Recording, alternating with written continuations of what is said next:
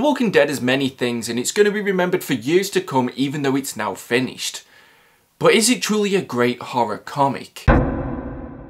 Woof woof! Hey guys, it's me Marcus aka the Mad Dog and we're back with another video. Written by Robert Kirkman with the first 6 issues being illustrated by Tony Moore, with British artist Charlie Adlard taking over from there till the end of the series. The first issue of The Walking Dead was published by Image Comics in October of 2003. With the 193rd, and I can't stress that enough, there was 193 issues of this series, but the finale was printed in July of 2019. And the main character Rick Grimes is a family man, a sheriff, and he finds himself in a coma after being shot in the line of duty. But when he wakes up, the world has changed completely. There's no electricity, entire cities are empty, and I probably could have mentioned this first, but the dead are walking again. In a continuing quest to re-establish civilization, Rick and the gang that he picks up along the way will have to do whatever it takes to survive. But what happens when those that are living become more of a danger to the world than the dead that caused this in the first place? And before we get into my review of this, don't worry, there is going to be absolutely no spoilers in this video. All the images that are going to be overlaid are only from the first 24 issues, which realistically is only like the first 8th of this series. I have got something planned for a spoiler discussion, but I'll talk a bit more about that at the end of this video. However, there will be some general vague talk about some of the aspects of the later part of this series, so if you don't want anything ruined, I'd recommend clicking off this video at this point. And just long story short, even though we're not into my final verdict just yet, I would definitely recommend picking up this series. It's been one of the most enjoyable reads of the past couple of years, and you can pick up all 4 of the compendiums from the channel's sponsor, Organic Price Books. When you buy from them, you don't even have to worry about some kind of apocalypse losing your shipment because they've got great packaging, fast shipping, and amazing customer service. And if you use code WOOFWOOF, you'll get $2 off your order. And kind of like how it felt at one point like this series would intend, you can use that code as many times as you like. But jumping straight into the review, I do want to talk about the art, and I do think that Tony Moore was just great at the beginning part of this story. He has one of the most detailed, beautiful styles that I remember so vividly when I was reading The Exterminators. He's just got that gross quality to everything that he does, but at the same time his art is really enjoyable on the eye. When I say gross, I mean that you can see flies coming off people, you can see blood congealed, you can see bones cracked. There's just so much detail that goes into his work. And don't get me wrong, the art is decent throughout, and especially with a series of this length, it's amazing that there was only 2 artists on it. And I've loved Charlie Adlard's work from a young age. If you've watched this channel before, you're probably sick of me banging on about how much I love this Tyrese sketch that I got from him. So I am a massive fan of both creators, but I do think it is a bit of a shame that Moore had to leave as early as he did. Especially given some of those later arcs that we went into, it would have been really great if we could have seen what he would have done with it. And what I think Moore did really well was bring a cartoony aspect to the reaction of characters. When Adlard took over, this became a lot more serious. There wasn't really that comical tone to it. And if I'm being honest, I do think that is a good change because of the fact that this is a very intense series, and I think having cartoony reactions sometimes might have taken away from it. But at the same time, and this isn't me bashing Adlard, but Moore is just one of those creators that manages to bring such an intense level of detail to his work. And I think that is something that they would have struggled to find anybody to replace that properly. So it is kind of good that Adlard and Moore had 2 kind of different styles. You never got the sense that Adlard was trying to Gregland his way through this and just copy what Tony Moore had done before. He really managed to put his stamp on it. I like the way his characters just always looked dirty. I think as well, it's so easy to on the surface say that Moore really elevated this series from the beginning, but I think what Adlard did was a lot more subtle. In those moments where Moore might have gone into such in-depth detail, I really like that Adlard just managed to give you the sense of scope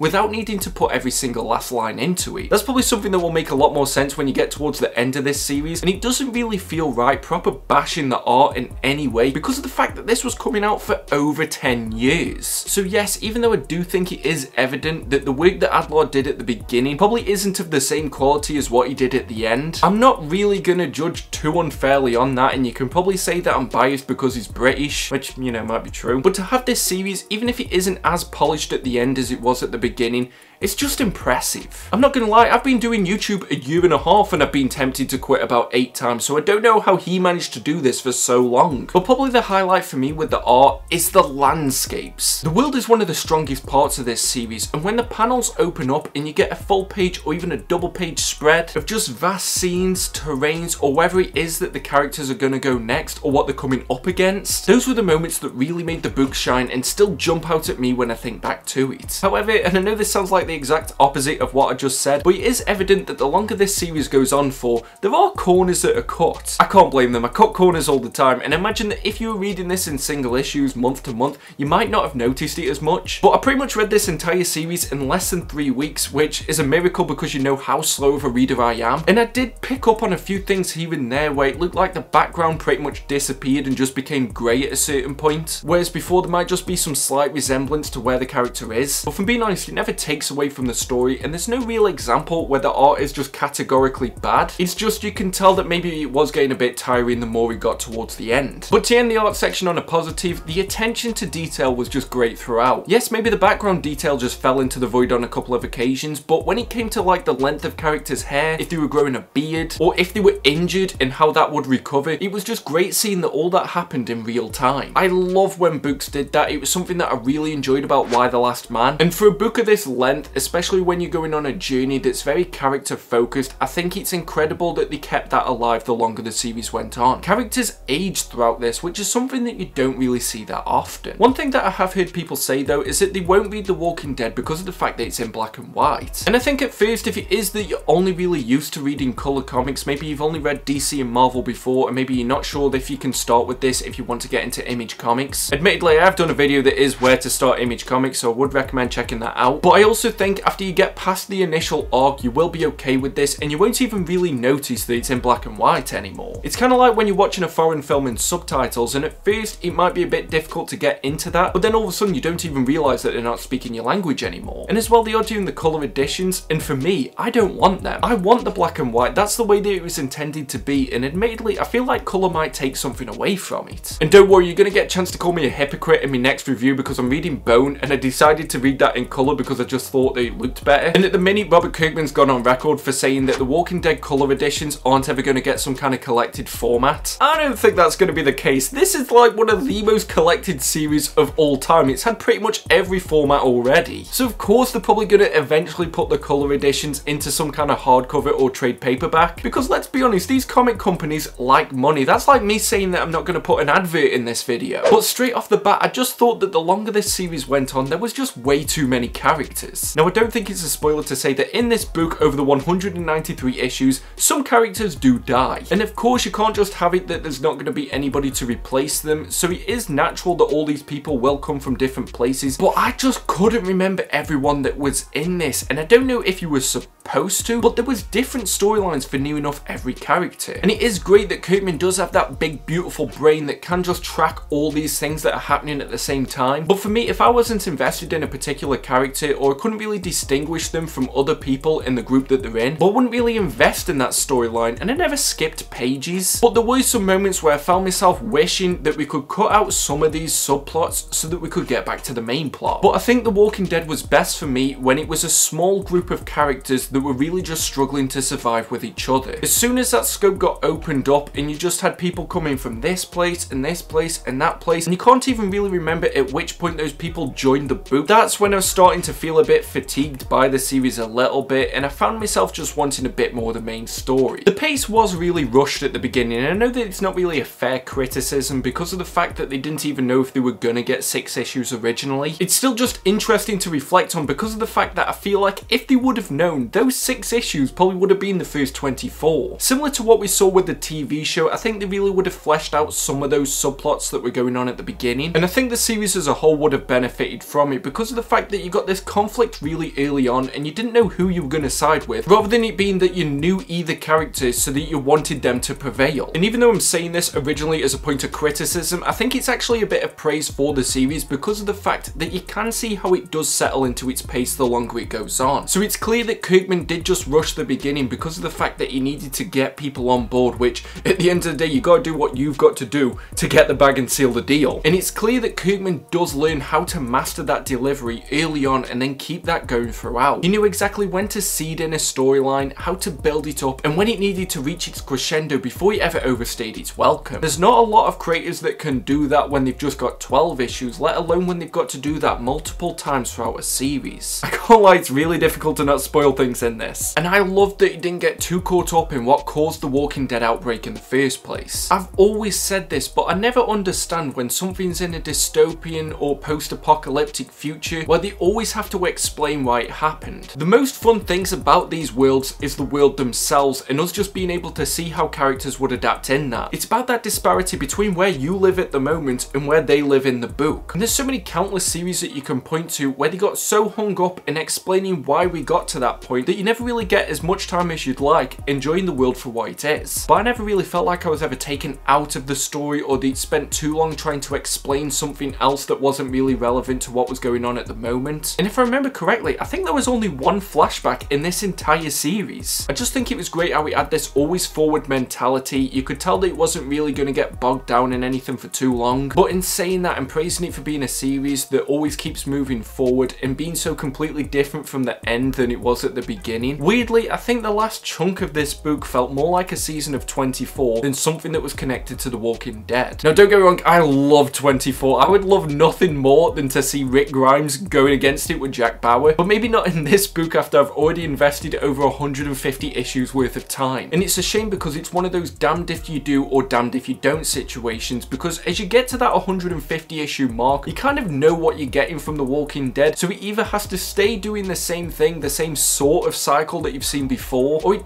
does have to change things up, and I give it respect for having that ambition. But for me, I think it would have been a bolder move to just end it before that arc even happened. There were some cool ideas as we were turning that final corner, but I do just find myself thinking that it didn't really know 100% what it wanted to do at that point. But it's similar to what people said about How I Met Your Mother, which I know is so completely disconnected from The Walking Dead, but that was also a series that had a very specific ending in mind from the very beginning of the series, which doesn't take into consideration that things do evolve and maybe characters change in ways that you don't predict. So just because you had that ending in mind from the very beginning, it doesn't mean that it was an ending that felt organic after you've gone through the entire journey. And on that same note, I feel like the ending itself was very meh. And sometimes I think that's worse. Like if it was catastrophically bad, then at least you can laugh at it, at least you can rip into it. But when it's just sort of middle of the road and it's just sort of there, then I think that's sometimes worse. Now don't get me wrong, there's a very specific moment within the last couple of issues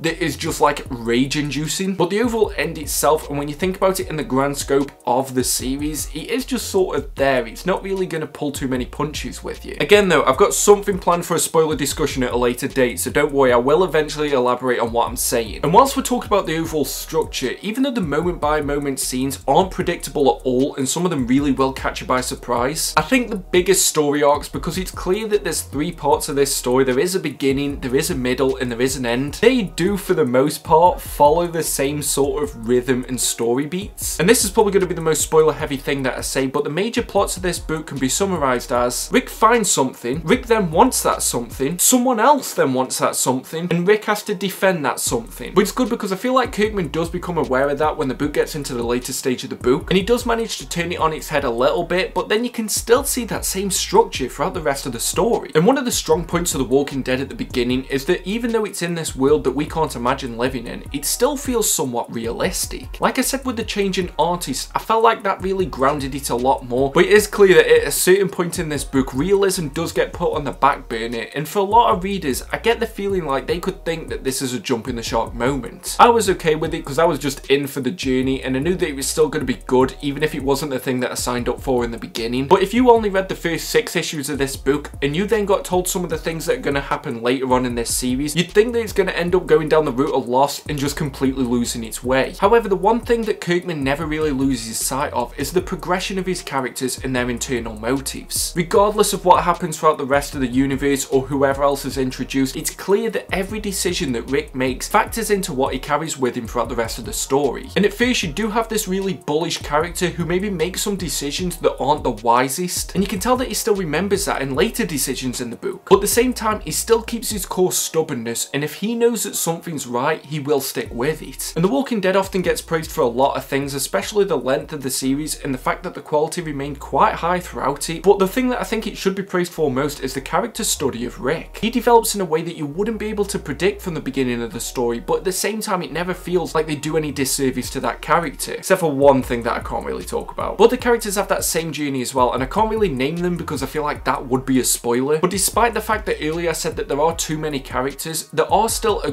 good handful of them that are worth reading this story for. For me, I feel like the peak of this book was really from issue 15 all the way up to issue 120. And you're probably thinking that that means that the last 75 issues aren't good, but it's more just the case that they're not as good as those 100 issues that came before it. But still, for a series that was coming out consistently, to have a peak of over 100 issues and to be a complete page turner to the point where I had to take about 3 or 4 of these hardcovers out at a time because I knew that I was just going to read them in one sitting, and I was really lazy and I didn't want to have to stand up and come back in here. But that is something that I can't really think of a lot of other books that have managed to do that. Some books can't even peak for 10 issues, let alone 100. And it's just clear throughout this story that there's so much energy and passion and love, and Kirkman really wanted to make this book work, and it's just great to see that he's in a situation where it did. And Kirkman's passion shows just in the logic of this series, which I can't really fault at any point. But the threats that the group face at the beginning are so completely different from what they face later on in the story, and I like that it felt like everything was just an evolution of the world that they lived in, rather than it just feeling like a spanner was thrown into the works so that things could be freshened up a bit. Because of course attitudes would change, and even if it did happen in a shorter span of time, I think since the pandemic, we've realised that people will change their mind very quickly about stuff that seemed trivial a week before. And Kirkman's just great because of the fact that he manages to consider things that you as a reader don't until it's brought up in the story. So things become scarce that maybe you didn't even consider a factor earlier on, or they have to figure out solutions to problems that weren't around before, and they can use that as a power play move against other factions that show up throughout the series. And all of that was just fascinating to see unfold, and that was the real strength of this book for me. Because honestly, if for the entire run of this series it would have just focused on one location, or if it would have just been all about survival, I don't think it would have lasted as long. The true sign that this is a great book is that Kirkman got to end it on his own terms when he wanted to. And honestly, that's just such a rare thing to see, especially for a series this long, and I think that is the biggest praise of it. And let me just say that even if you've watched the TV show, you don't know what's going to happen in this book. Sure, there is some overlap, but I think it's worth checking this out if all you know is the AMC series. But don't worry, for all of you guys who did want a spoiler discussion, I'm actually going to have a one-on-one talk with another YouTuber who has recently reviewed the entire series. So in the comment section below, let me know who you think that'll be. But this is my final verdict.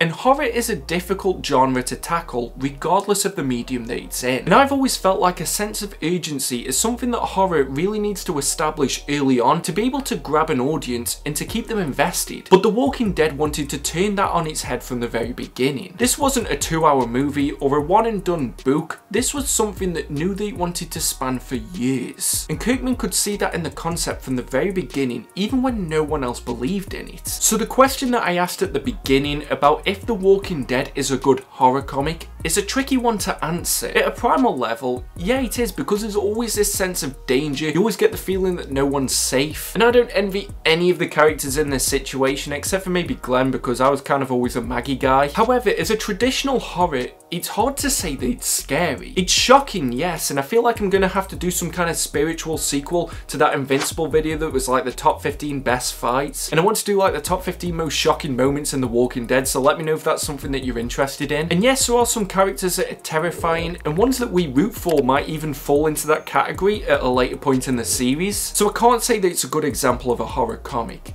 But I mean that as a compliment. Had The Walking Dead just been a good horror comic, it wouldn't have stretched for 193 issues, it wouldn't have had one of the most successful TV series of this millennium, and it wouldn't still be being picked up by readers now, years after it even started. The Walking Dead isn't a great horror comic, it's just a great comic. And as my friend Cade's Comics said in his Beyond the Page about Robert Kirkman, this book is about family. These 16 hardcovers took me on a journey that I've never been on before, and I don't think I'm ever really gonna experience again. I truly feel like The Walking Dead is one of those once in a lifetime comics that we're not really ever gonna see anything like again. To have something that started as such a heavy underdog but still be this ambitious and just so creative in the way that it approached such a difficult task and defied every expectation that there was from it, and to grab so many people along the way, I don't think we're ever gonna see something as special as that again. This made me feel highs in the simplest of scenes that you'd probably take for granted disappointed in other books, but in the next issue it could make me feel such severe lows in some of the most memorable moments that I've ever had in comics. This book is one of those that reminded me of why I loved comics, and it came at a time when I needed that most. And this is one of those titles that I feel like any comic fan owes it to themselves to enjoy. You might think it's intimidating because of just how much book is here, but honestly I read this quicker than anything this year. And it's almost a bit bittersweet whilst I'm doing this review because I know that I'm never going to have that first-hand experience of this series again. And even though there are those nitpicks along the way, like I said, there are some issues with the art. The pacing at the beginning was a bit too frantic and it didn't really stick the landing like I probably would have wished it did. I can't deny just how incredible of a series this is, how it manages to balance all of its characters, still shock you even past the 100 issue mark, and somehow give you a story that despite its length has a beginning, a middle and an end. It's one of my favourite series of all time. I can't recommend it enough.